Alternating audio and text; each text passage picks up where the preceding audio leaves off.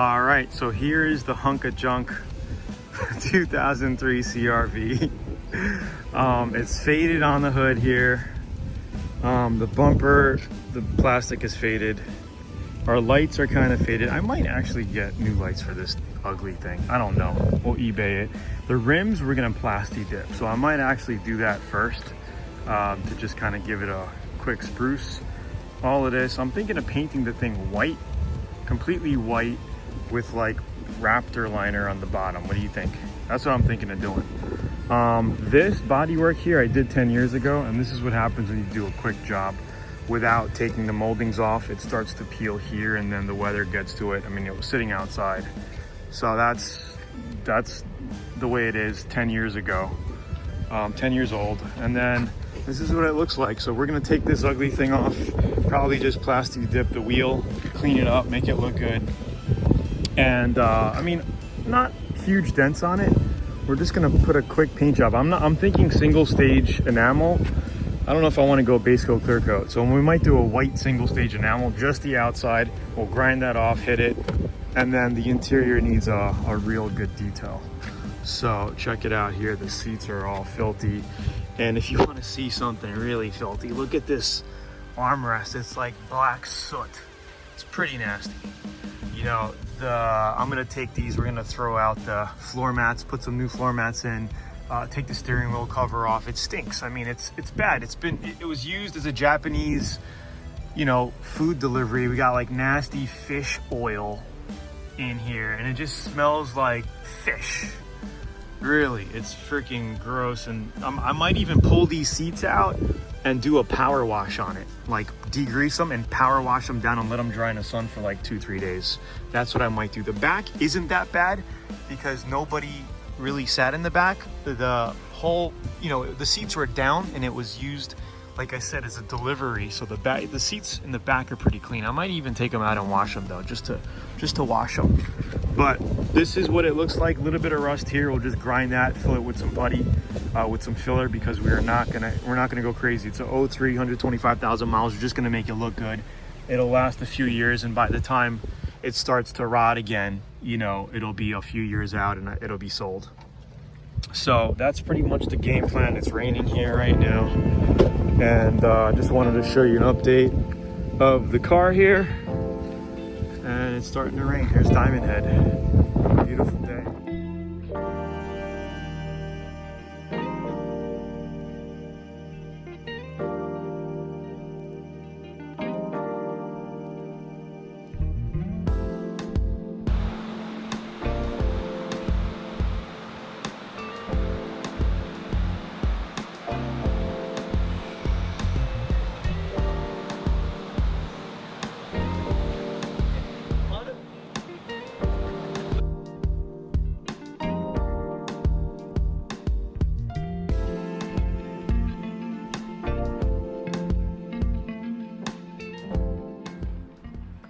I guess I'll chime in every once in a while, but you know, moldings like this you can get on eBay for like 30 to 40 bucks. You can get a whole new set, but we ended up just plasti dipping them. So we cleaned them, sprayed them with plasti dip, and they came out pretty good.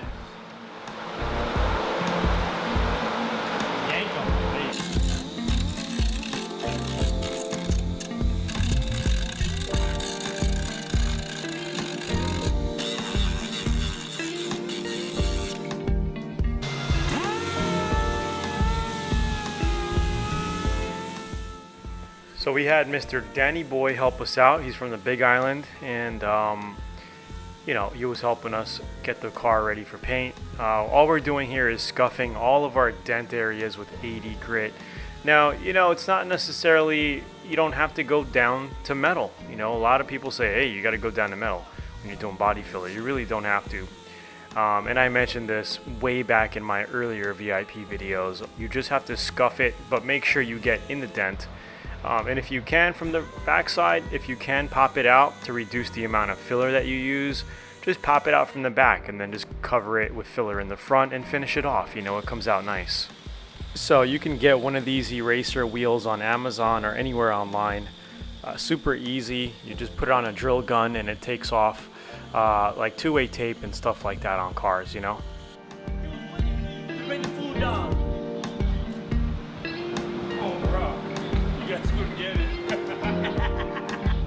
LearnAutoBodyAndPaint.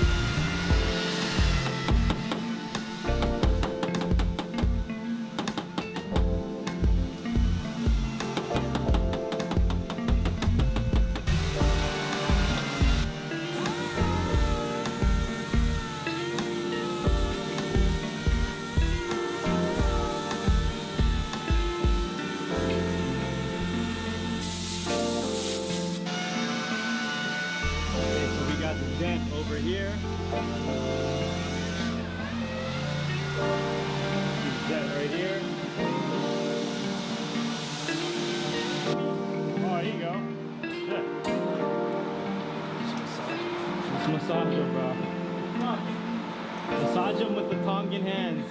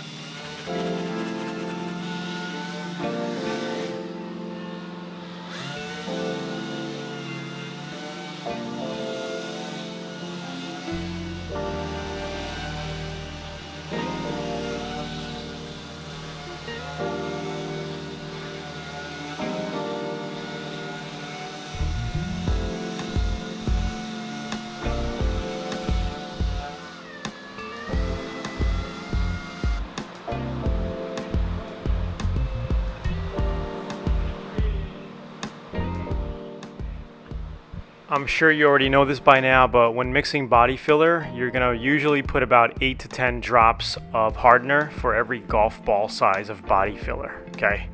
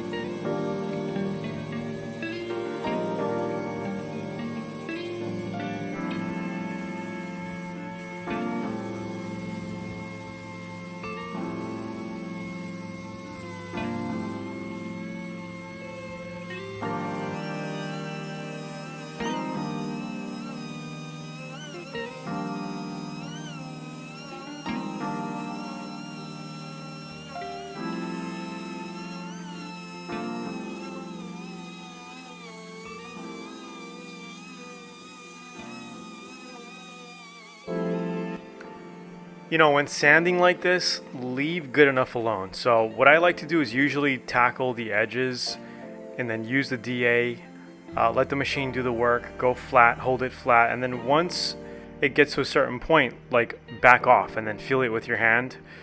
When you have like the dust on your hand, just feel it, and as long as it feels smooth, you're good to go. You know, you don't want to overkill it.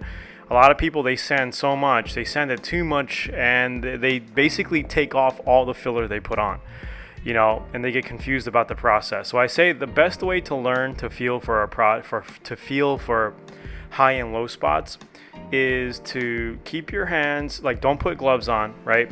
Keep your hands dusty and just close your eyes and feel over the dent. Okay, if you feel like there's a dip, you would feel it. If you feel the, you know, you have to train your hands and feel. Okay, and if it feels flat, then you know you're good. Okay, sometimes it could be deceiving, you know, by looking and feeling. So keep that in mind. Also, another thing is when doing body work, you might have to lay 2, 3, or even 4 coats of body filler to get it perfect. All right, because sometimes the first coat is not enough. You know, you got to lay a second coat, and then after the second coat, you discover a few other areas around the car that you got to do, and then you might go back to your spot that you thought that was done and just put a little extra filler over a couple of chips or little low spots. You know what I mean? Just take your time and go over it. All we're doing here is just sanding the rest of the paint with 320 grit, so our primer could feather into it. Okay. So I'm just going to go ahead and finish the whole panel with 320 grit here. Then we're going to prime the whole car down with a 2K filler primer by ShopLine. And basically let that dry good. And then we're going to cut that with we're going to cut that with a 280 grit to get it flat. And then we go with a 400 grit. So we had a new guy come in and he wanted to help out. He was priming some other car outside. And he was like, hey, I'll help you prime your car up. So we just mixed it. He used his same gun. He was using a 1.4 tip on a cheap gun. I told him, hey, let's just use my Atom X20 with a 1.8. The primer would come out a lot faster. You know, he's like, no, let's just use my gun. So this is why the primer is not coming out. I would have done it differently. I would have put a 1.8 to 2.0 tip. So the thick primer would spray in a lot more even. So, you know, the next projects will go ahead and show you better priming footage, but I didn't get the best priming footage on this project. Anyway, hope you enjoyed.